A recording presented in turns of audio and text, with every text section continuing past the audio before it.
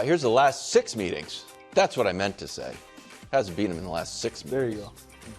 7 meetings. He's put up some yardage. Ball game.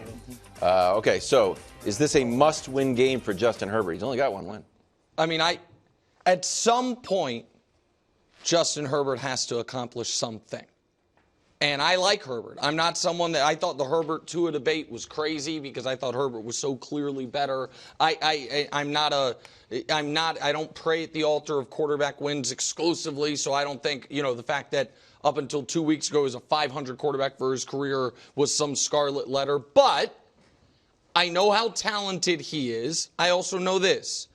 This is his 5th year in the league. He's been to the Pro Bowl once. He's not going this year. He's been to the playoffs once. He is going this year. 0 playoff wins. Quarterbacks under 30 who have accomplished as much, a Pro Bowl appearance and a playoff appearance. C.J. Stroud's done it, and he won a playoff game. Jordan Love's done it. He's won a playoff game. Tua Tagovailoa's done it.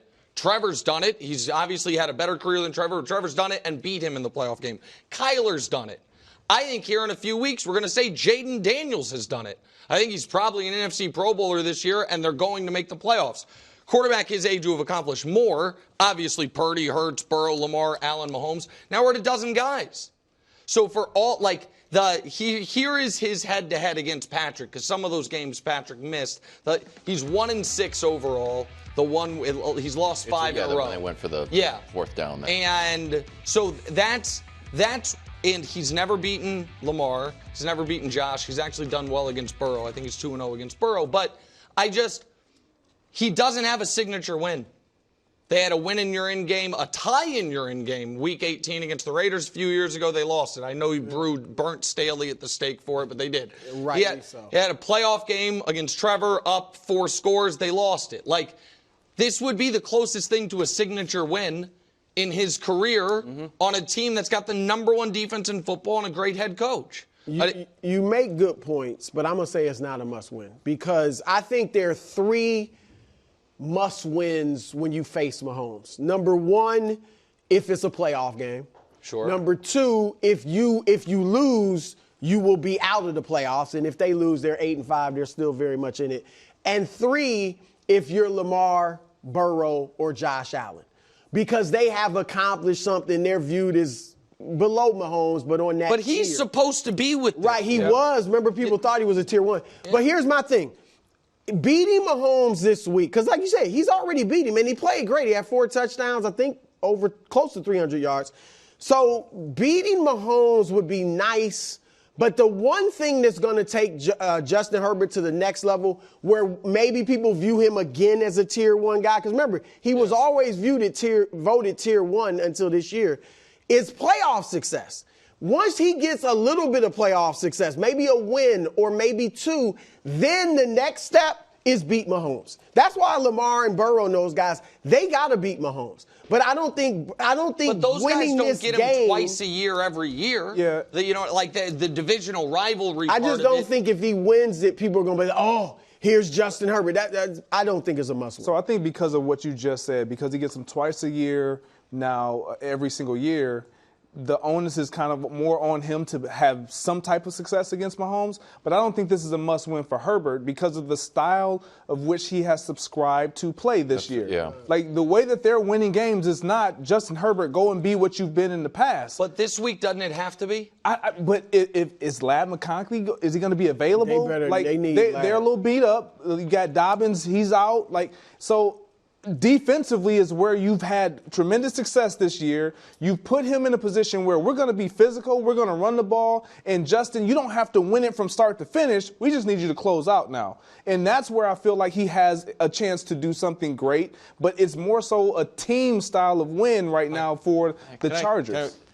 If I'm Harbaugh and Justin Herbert, and I just watched Bo Nix almost beat the Chiefs, and I watched the Raiders almost beat the Chiefs, and come on, man. We're better than those. I'm better than those guys. Now's the time to do it. And you played them earlier this year.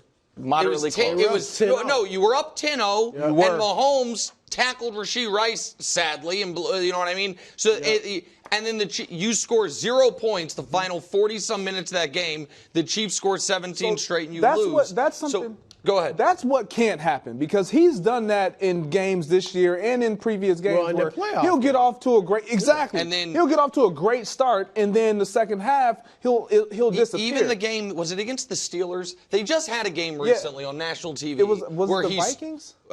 The Bengals game. It was the Bengals game, where he started off red hot, throwing lasers, and then it was like he has completed 7 of his last 24 passes, and then hit those 3 passes to McConkey on the last drive, and they won. Thank you, Dustin. It was the Bengals game.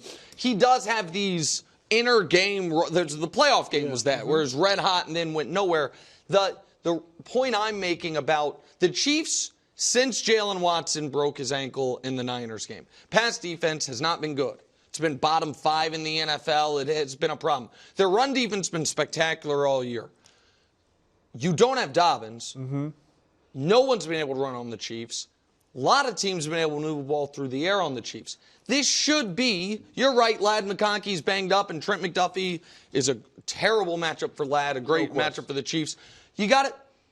This would be the moment. Well, and he's thrown it more recently, too. Yes, absolutely. And so I do believe Justin Herbert is an A-level talent, but when you're 5 years into your career and you have none of the accomplishments or accolades or anything to show for it, and you get more chances at Mahomes every year than any of the other A-plus quarterbacks, it's a tough spot. And everybody but me thinks the Chiefs are super vulnerable. They're only a 4-point favorite at home. Like, you know what I mean? They were more of a favorite on the road earlier in the season, weren't they? I thought they were 6 in L.A. Yeah, that's a good. Look at Brew, the gambler. Brew, the Vegas sharp. Oh, did you pick them as on upset alert then, like you are going to today? No. Have you picked the Chargers to upset them every time? Yeah, it was probably that time. I don't know if it was that one, but I picked somebody to bet. I get that. You're a Bills guy too, though. No, I am. I'm also try to be accurate in my predictions guy, and I think the Rams cover, and I think the Rams also win outright. This is some fuzzy logic on the beginning and then some real logic after. I obviously think the Bills are really good. I don't think they're 15-2 good. I think they're more like 13-4 good. And they have this game, then they have Lions, and then go Patriots, Jets, Patriots. Ooh, they win this game. What's their floor? Probably 15-2. You know what I like? Maybe 14-3 if the Patriots can steal one from them. Like, so there's that piece of it. There's also the last time these two teams played, the Rams were hanging a banner like we're the champs, and the Bills mollywopped them. And so, like, there is that element of it. And I do think there is a edge goes to the desperate team. Yeah. The Rams have to have it. The Bills want to have it. The Rams are better than their record suggests, in my opinion, because when they have been whole, they have been not as good as the Bills, but better than a 500 team. So for all those reasons, West Coast team going all the way east after a couple really good wins, I like the Rams. Yeah, I mean, look, the Bills are obviously going all the way west. Yeah, whatever. Obviously the better team, but they're due. That's fair. I know that sounds we silly, see but good teams lose to lesser teams all the time. I'm still going to go with the Bills. I think where the Rams are vulnerable is against the run. And I think the Bills they're not a great running team with James Cook, but they're a good running team. And then they're a unique running team because of Josh Allen. So I think he and that run game is going to have success. I think he'll have success on the ground, but also through the air. So I like the Bills in this one. Look, I like the Rams. I'm with Nick on this one. Look, I think Sean McVay is going to have something up his sleeve because of how they lost that game after they won the Super Bowl in the fashion in which they lost it. These are two coaches that are kind of lockstep, getting hired back-to-back. But he has the potential to disrupt whatever you're doing. And when I say he, I'm talking Sean McVay, because you come in there and you've been rolling offensively. You're on a high. You play really well against another one of their division opponents in the 49ers. You're making snow angels if you're Sean McDermott in the snow. You feel really good about yourself. This could be a letdown moment. I don't think it's more a trap game, but it could be a letdown moment because of how you perform. A team that's desperate, a coach that understands how to prepare. The Bills have next week in Detroit, which has to be a little bit in their mind. Yeah, and they can put up points. Like Matthew Stafford, I know you don't care for him. I mean, he's good. I just think they can overrate him a little bit, or Nick. I think that this is also, Brady obviously on the call. This will be America's introduction to the guy who's going to win Defensive Rookie of the Year in Jared Verse. You know, who's been excellent, like him making a splash play. Crazy. Right, for real. And so the Rams defense, oddly, has not been the problem this year. As much as I like Stafford, it has been the up and down play of the offense, given the injuries on that side of the ball. But this feels like, to me, a 27-24 Rams win. Wow. Okay. I'm going to go Bills. Easy. I just don't think they're a letdown team. Thanks for watching. Subscribe here to get more from the show and to check out clips from other shows on FS1.